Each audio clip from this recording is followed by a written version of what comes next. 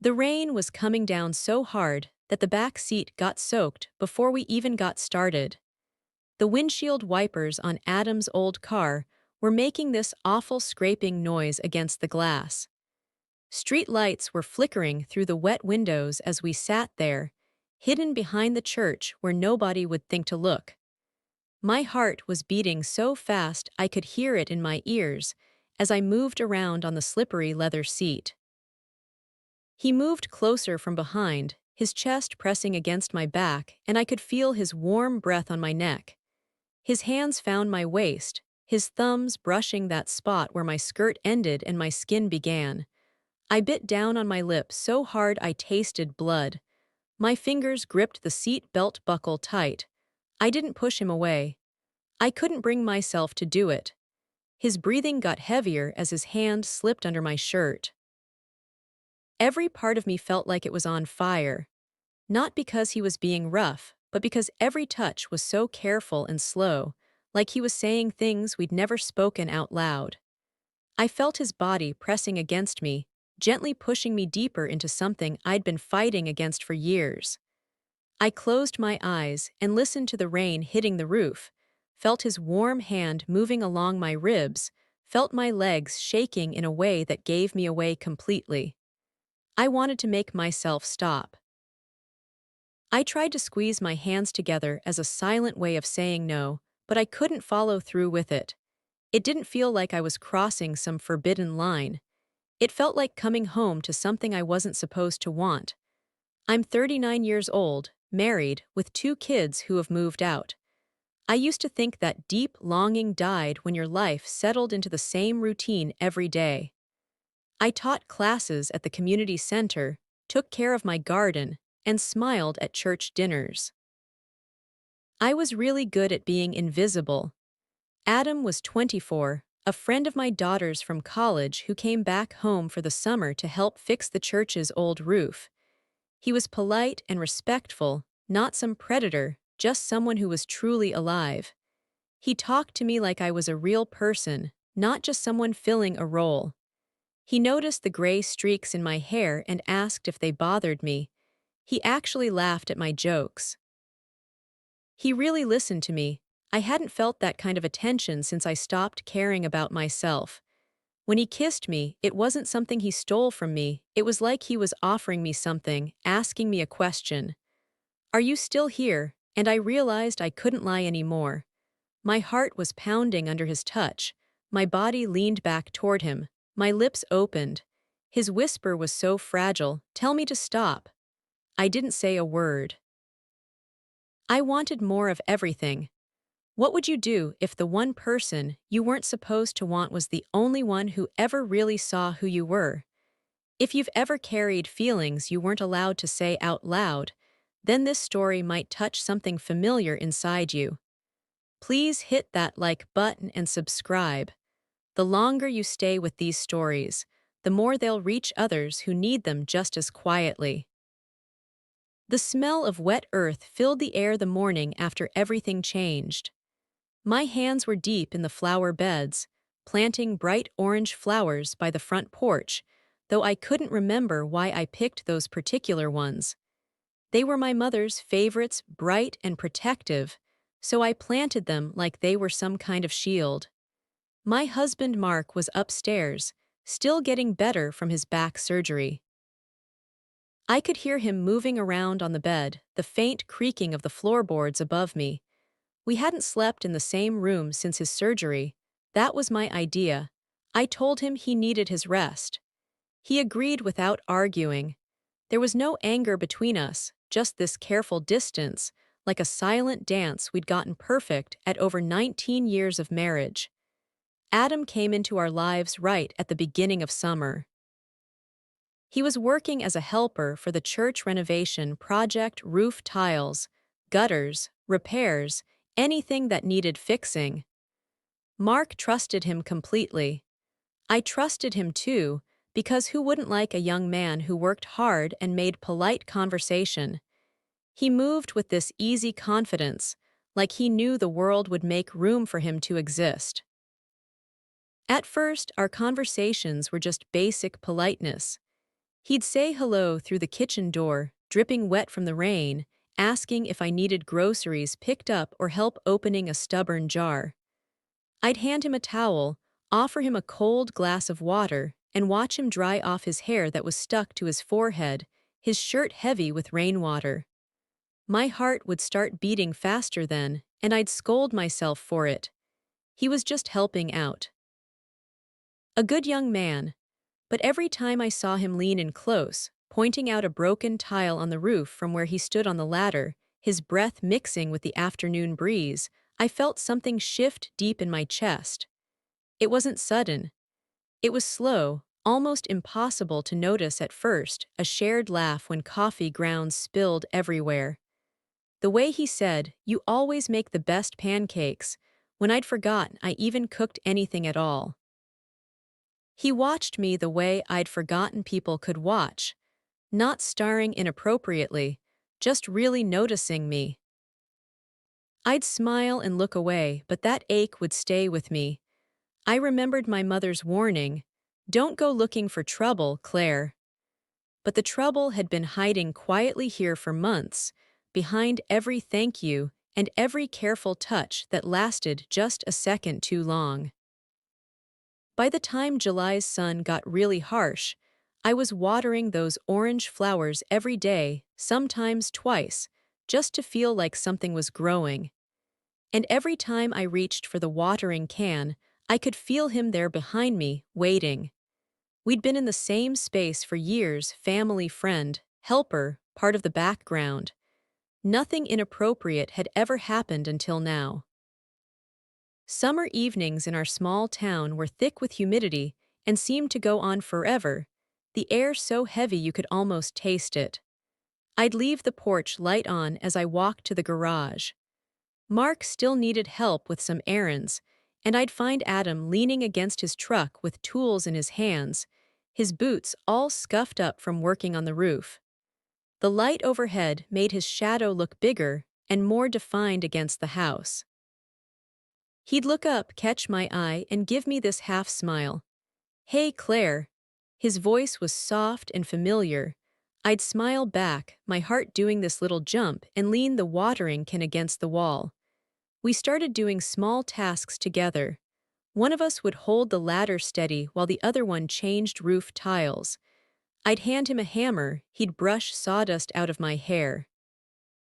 Every touch seemed innocent, until suddenly it wasn't anymore. His fingers would brush against my lower back as he walked past, and I'd take such a sharp breath that I'd startle myself. One evening when rain was coming, we'd finished cleaning up debris and found ourselves standing in the narrow doorway between the garage and kitchen, the warm light inside contrasting with the dark driveway outside. He was holding this big tarp with rain dripping off its edges. I reached for the other side. Our hands met in the middle, palms flat, our breathing mixing together in the small space. He didn't let go of his side, I didn't pull away. "It's supposed to rain all week," he said, his eyes locked on mine. I swallowed hard. "Great for the garden." He watched me fold the top part, his gaze feeling heavy and intense. "You've been taking care of those orange flowers like they're precious." I pressed my lips together. "They're special." He nodded like he understood exactly why. The silence rolled in thick like the storm clouds gathering behind him. I felt the tension getting tighter and tighter. My fingers were shaking where they still touched his. After that moment, these little incidents kept happening more and more. The way he'd lean too close in the doorway just to hear what I was saying. The way I'd catch him watching me through the kitchen window while I stirred soup. The way my pulse would race when his boots scraped against the floor as he stepped inside. It was all so unexpected. One afternoon when Mark was at physical therapy, I was in the laundry room folding sheets with the dryer humming behind me. Adam stuck his head in, looking for a wrench. He jumped a little when he saw me there, his eyes getting wide. "Sorry," he said, pushing the door open all the way and stepping inside. "I just need." His voice trailed off as he noticed the stack of towels I was folding.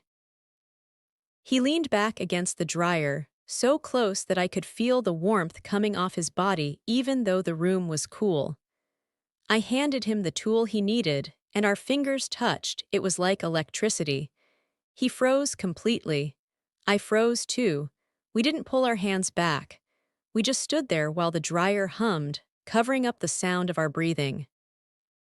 In that small, hidden room, surrounded by laundry baskets and dust particles floating in a thin beam of light, all those years of feelings we'd never spoken about became something real and undeniable. He cleared his throat. "I should go." I nodded, but I didn't step to the side to let him pass. My heart was pounding so loud I was worried he could hear it, and I knew right then that nothing would ever be the same between us. It was the night of that terrible storm. Wind was rattling the garage doors and their small window panes. Lightning kept flashing white light across the cracked concrete floor, and rain was hitting the metal roof like some urgent drumbeat. I'd gone out there to get my box of old photographs, memories I couldn't face alone, and found Adam unpacking his tools under a single bare light bulb. His jeans were wet at the bottom, the front of his t-shirt stuck to his chest from getting caught in the sudden downpour. He didn't look up when I opened the side door. I stepped inside, shutting out the roar of the storm, and leaned against the doorframe with my heart pounding hard. "Forgot these," I said, holding up the cardboard box. My voice was shaking against the sound of the wind outside. He took the box from me, setting it down on a workbench that was crowded with paint cans and wooden planks. Our hands brushed electric and unplanned. He stopped halfway around the box, his fingers curled around mine. The sound of rain overhead paused for a moment, and the whole world felt suspended in time. "I didn't want to leave you alone in this storm," he said, his voice low and soft. He knelt down, sorting through wrenches by size, but I stayed frozen by the door. I swallowed hard. "Thanks." I stepped forward, drawn into that soft circle of light. Water was still dripping from his hair onto the concrete floor. He looked up when I got close enough to touch him. "Claire," he whispered, and there was a question in the way he said my name. I closed the gap between us. The damp scent of him, earth and rain, and something intimate hit me full in the face. My breath caught, and I knew this was the moment I'd been both dreading and hoping for. He stood up, moving between me and the box on the bench. Rain was spattering through the open door behind him. I felt trapped by the storm's rhythm and the intensity of his gaze. "You shouldn't," I managed to say, my voice breaking apart. "I know," he said. He moved closer, slow and deliberate. He reached out and brushed a wet strand of hair away from my forehead. His fingertips left a trail of warmth on my skin. But I can't stop myself. My pulse was thundering in my ears. Every thought in my head was screaming, "Don't," but every muscle in my body ached to say yes. I pressed my palms flat against the bench behind me, trying to ground myself in reality. I watched his chest rise and fall, watched the storm lights dance across his face. He tilted my chin up with one finger, forcing me to look directly into his eyes. "Tell me to go," he breathed. I couldn't say the words. Instead, I leaned in until our breath was mixing together. His mouth found mine in a collision of relief and desire. It wasn't desperate or frantic. It felt as inevitable as the storm we'd been running from. I pressed against him with my heart, my body, my mind, surrendering to something I'd buried far too deep for far too long. His hands held my waist gently, mine tangled in his damp hair, my fingers tightening on the wet strands. He lifted me up onto the bench, and the cold edge pressed against the back of my thighs. The world outside exploded with thunder, but in that dim garage, all I could feel was him. He slid his hands under the bottom of my shirt, gentle at first, then more urgent, exploring places I'd kept closed off for years. My skin sparked everywhere he touched, every nerve coming alive. The bench creaked under our weight. A loose bolt rolled across the floor with a metallic sound. I gasped when his body lined up perfectly with mine. The weight of him felt firm and reassuring and terrifying all at once. His lips brushed along my collarbone, then moved upward. I closed my eyes, leaning back until the damp wood pressed against my spine. Rainwater was trailing down his arm in a thin line. "Are you okay?" he whispered against my skin. I nodded, having lost my voice completely. The answer was there in my pulse, fast and messy and desperate. He hesitated for just a moment, his hand steadying me before pressing closer. The world shrank down to just the small space between the bench and his body, to the collision of our breathing. Every whisper of fabric moving, every flicker of light, every drop of rain on the metal roof made the weight of what we were doing feel even more intense. I felt him deep and slow inside me. Not the overwhelming fullness I'd feared or imagined in my secret thoughts, but something more meaningful than that. A deep ache meeting a truth I'd denied for too long. My brain kept trying to scream stop, but my body refused to listen. Instead, I made soft sounds, gripping his shoulders tight, my head thrown back. Outside, lightning lit up everything bright white. I opened my eyes to see his face, eyes closed, looking almost worshipful. He held me like I was something fragile, like this moment might break us both into pieces. When he eased away from me, we stayed pressed together, sweat and rain mixing on our skin. Our breathing slowed down to match the pulse of the dying storm. He rested his forehead against mine. "I didn't plan for this to happen," he whispered. "Neither did I replied, my voice rough and raw. "But I've been thinking about it for years." He pulled back slightly, searching my eyes with his. "Why didn't you ever say anything?" I shook my head, tears filling my eyes for reasons I couldn't even name. "I was afraid." He kissed me gently then, an apology, a promise, and a question all wrapped up in one. I trembled in his arms, knowing we'd crossed a line that silence had been holding for far too long, and there was absolutely no way to go back now. I didn't sleep at all that night. Instead, I sat on the edge of the guest bed with the window cracked open so the storm's last breaths could slip inside. The sheets still smelled like him damp denim, and rain, even though he'd left hours ago, slipping away without saying a word. I traced the water marks on the mattress with shaking fingers, my heart still beating too loud in the silence. Morning came gray and hesitant. I showered quickly, using soap that smelled like lavender, trying to wash away more than just the rain. My skin was still tingling everywhere he'd touched me. I got dressed in loose pants and a button-down shirt to hide any marks I thought might still be there. In the bathroom mirror, I caught sight of my reflection, eyes bright, cheeks hollow with want and guilt mixed together. The normal routine of my day felt completely foreign. I petted the cat, fed the fish, made coffee, but everything tasted flat and dull. I watched through the kitchen window as those orange flowers I'd planted so carefully drooped under the weight of their rain-soaked petals.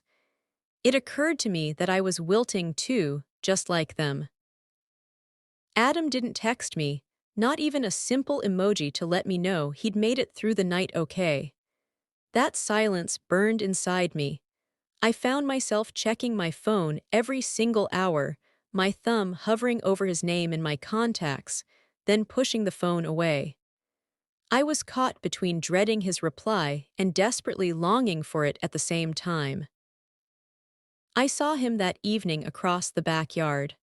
I was trimming the hedge with garden shears. He was stacking leftover lumber by the shed. The setting sun was glinting off the wet wooden planks. He paused in his work, saw me watching, and for just a moment, just a flicker, his face showed regret and desire in the exact same heartbeat. Then he turned away, arranging the wood like it was a barrier he was building between us. My breath caught in my throat. I kept pruning, letting the blades graze my skin, using the sting to remind myself I was still alive and real. Every snip of the shears echoed like a countdown to whatever would happen next. Inside the house, Mark was upstairs, back to normal now, or as normal as we ever got to be. He called down that dinner would be ready in 30 minutes.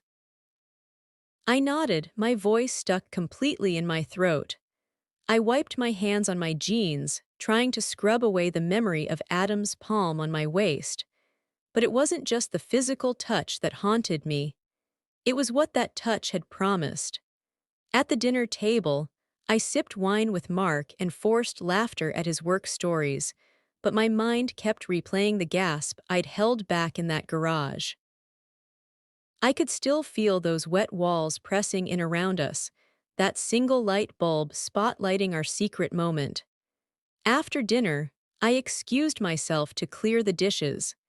In the quiet kitchen, I leaned against the counter, my fingers brushing a faint mark on the wood where Adam had pressed his hand when he caught me in his arms. My pulse fluttered, answering a question I hadn't dared ask out loud.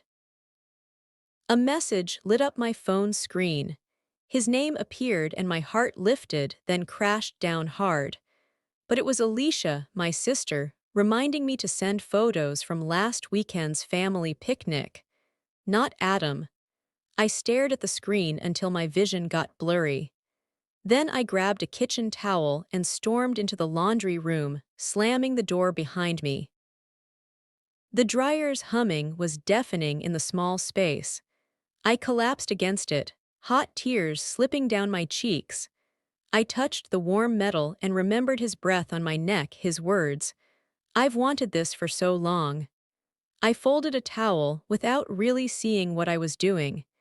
Each crease felt like a crease being pressed into my conscience. I tried to replay our conversation, trying to figure out whether he regretted what happened or just needed some space to think. I couldn't tell which possibility scared me more. That night, I lay in bed next to Mark, his back curved away from me, like we'd never been truly close. I stared up at the ceiling fan, watching its blades move quietly and steadily, completely oblivious to everything. I wanted to confess everything, to rip the truth free from where it was lodged in my chest, but my throat got tight every time I tried to form the words. I settled for pressing my palm against his shoulder, letting the warmth anchor me to the wrong bed with the wrong person. Over the next few days, I found excuses to avoid being anywhere near Adam. I changed my route across the driveway when I saw him coming. I sent Mark out on errands whenever I spotted Adam's truck in our driveway.